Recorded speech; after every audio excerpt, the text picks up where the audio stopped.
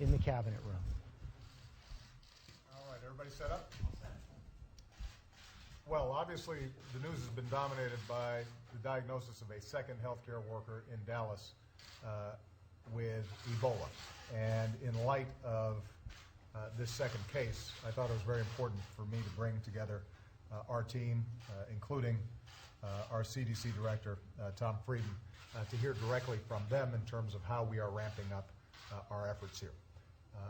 Obviously, initially, we want to express concern for the two health workers who've been affected. Our nurses and our healthcare workers are absolutely vital to the health and well-being of our families. They sacrifice for us all the time, not just in this case, but in the case of other illnesses that affect us. They are selfless, they work hard, they're often underpaid, and so our thoughts and prayers are with them, and we have to make sure that we are doing everything we can to take care of them, even as they take care of us. As a consequence, what we've been doing here today is reviewing exactly what we know about what's happened in Dallas and how we're going to make sure that something like this is not repeated and that we are monitoring, supervising, overseeing in a much more aggressive way exactly what's taking place in Dallas initially, and making sure that the lessons learned are then transmitted to hospitals and clinics all across the country. First of all, what I've directed the CDC to do is that as soon as somebody is diagnosed with Ebola, we want a rapid response team, a SWAT team, essentially from the CDC, to be on the ground as quickly as possible, hopefully within 24 hours, so that they are taking the local hospital step by step through exactly what needs to be done and making sure that all the protocols are properly observed, that the use of protective equipment is done effectively, that the disposal of that protective equipment is done properly. The key thing to understand about this disease is that these protocols work.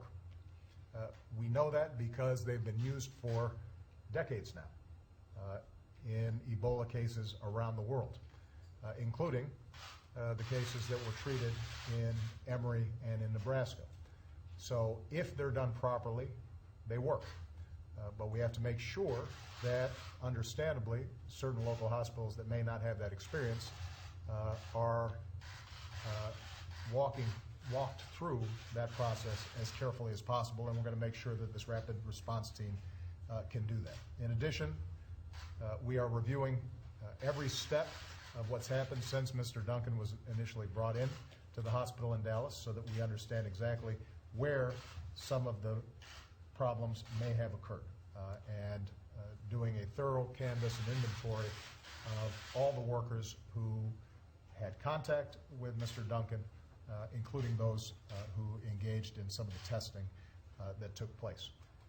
We are now communicating all these various lessons to hospitals, clinics, first responders around the country, and obviously, given all the attention that this was received, we're going to make sure that that provision of information is constant, ongoing, and being updated on a real-time basis. In addition, we are working very carefully with the mayor of Dallas, the governor of Texas, and others to make sure that in the event any other cases arise from these health workers, that they are properly cared for in a way that is consistent with public safety. I know that people are concerned about the fact that the second healthcare worker had traveled.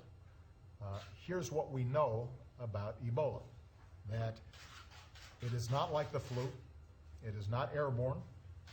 The only way that a person can contract Ebola is by coming into direct contact with the bodily fluids of somebody who is showing symptoms.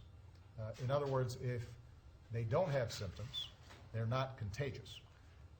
What we are able to do, however, is to do what's called contact tracing, so that anybody who may have had contact with someone, even if it was incidental contact, even if they weren't showing symptoms, being able to identify who those individuals are and make sure that they are then being monitored in a way that allows us to make certain that the disease does not spread further.